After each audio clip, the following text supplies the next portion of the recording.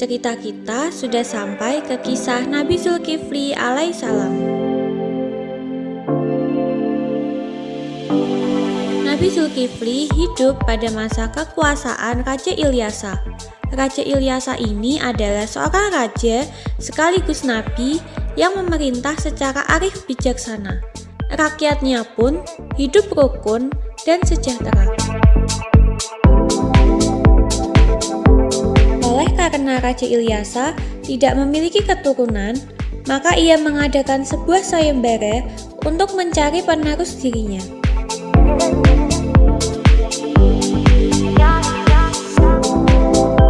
Syarat yang diajukan adalah sang raja penggantinya kelak harus mampu berpuasa di siang hari, beribadah di malam hari, dan harus mampu menahan amarah selama memerintah sebagai raja. Seluruh rakyat yang mendengar persyaratan tersebut merasa tidak sanggup kecuali satu orang yang bernama Basyar. Siapakah Basyar? Basyar atau Basyiran lahir di Irak. Sejak kecil, ia dikenal sangat ramah, tidak pernah berbohong, ahli ibadah, ulet, dan selalu mencegah perbuatan mungkar.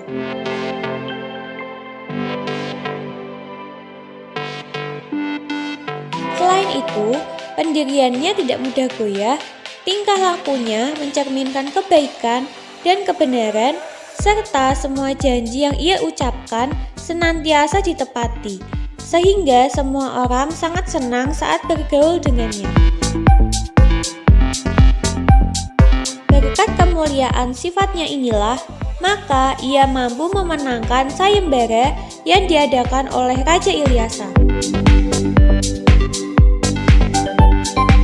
Oleh karena Basyar selalu melakukan kebaikan saat melaksanakan tugas-tugas yang diamanahkan kepadanya, maka Raja Ilyasa memberinya gelar Zulkifli, yang berarti orang yang sanggup. Nabi Zulkifli alaihissalam merupakan putra dari Nabi Ayub alaihissalam. Seperti ayahnya, Nabi Zulkifli alaihissalam memiliki kesabaran yang luar biasa. Bahkan, setan yang menggodanya pun tak mampu membuat Nabi Zulkifli marah. Quran Surat Al-Anbiya ayat 85 hingga 86. Dan ingatlah kisah Ismail, Idris, dan Zulkifli. Mereka semua termasuk orang-orang yang sabar. Kami telah memasukkan mereka ke dalam rahmat kami. Sesungguhnya mereka termasuk orang-orang yang saleh. Setan menggoda Nabi Zulkifli alaihissalam. Sejak diangkat menjadi raja menggantikan Raja Ilyasa, Nabi Zulkifli alaihissalam tetap hidup dalam kesederhanaan.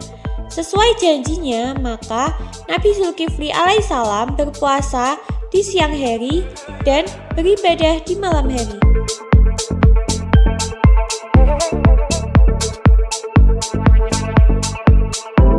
Suatu hari, Nabi Zulkifli alaihissalam merasakan kelelahan yang teramat sangat setelah mengurus rakyatnya, sedangkan waktu tidurnya digunakan untuk beribadah. Pada saat itulah, iblis mengirimkan pasukannya dari golongan setan untuk menggoda. Setan datang ke istana dalam bentuk seorang manusia yang berbentuk laki-laki seperti rakyat jelata yang meminta keadilan hukum pada sang raja. Meski para pengawal kerajaan telah memberitahu bahwa raja sedang beristirahat, tetapi setan tidak peduli dan terus memaksa untuk bertemu dengan sang raja. Mengetahui hal ini, Nabi Zulkifli alaihissalam meminta tamunya agar terlebih dahulu datang ke ruang pengadilan istana. Setelah beristirahat sejenak, Nabi Zulkifli alaihissalam berangkat menuju ruang pengadilan. Walaupun sesampainya di sana, tamunya ternyata tidak ada. Nabi Zulkifli alaihissalam dengan sabar menunggu kehadiran tamunya hingga lama. Tetapi yang ditunggu justru tidak kunjung datang. Hal ini terulang kembali pada keesokan harinya. Nabi Zulkifli alaihissalam tetap tidak terpancing amarahnya. Untuk yang ketiga kalinya, setan berinisiatif langsung masuk ke rumah Nabi Zulkifli alaihissalam dan mengetuk dengan keras pintu kamar tidur tempat Nabi Zulkifli beristirahat.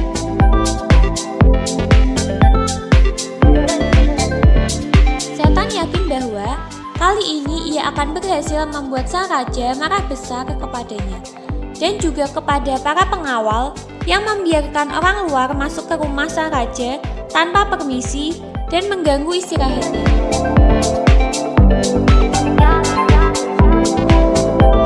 Akan tetapi, tetap saja Nabi Zulkifli alaihissalam menemui dengan sabar hingga akhirnya setan menyerah dan mengaku bahwa ia dikirim oleh iblis untuk menggoda dan memancing emosi Nabi Zulkifli alaihissalam. Gagal sudah rencana setan untuk membuat Nabi Zulkifli alaihissalam marah dan ingkar pada janjinya. Berangkat perang bersama rakyat yang takut mati. Ujian juga datang dari rakyatnya sendiri yang tamak. Ada beberapa kaum yang menentang kerajaan dan berencana menghancurkan kepemimpinan Nabi Zulkifli alaihissalam. Pada waktu Nabi Zulkifli memerintahkan rakyatnya untuk turut membantu berperang melawan kaum pemberontak, rakyat yang telah ia sejahterakan justru menolak dengan alasan takut mati. Mereka mau saja ikut bertempur melawan pemberontakan, tetapi dengan syarat telah ada jaminan bahwa mereka tidak akan mati di pertempuran.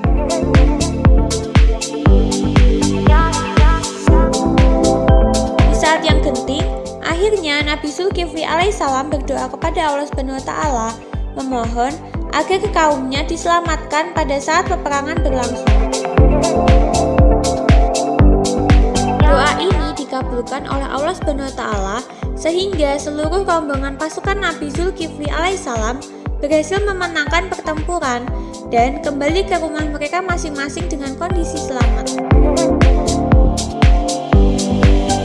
Di masa kepemimpinan Nabi Zulkifli alaihissalam, rakyat merasakan kehidupan yang tentram, damai dan bahagia.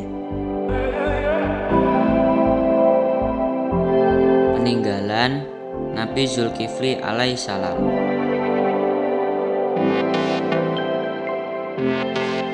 Peninggalan Nabi Zulkifli alaihissalam masih bisa disaksikan di sebuah kota kecil bernama Kif di selatan Baghdad. Di antara kota Hilah dan Najaf, di tepi sungai Efrat yang terdapat makam.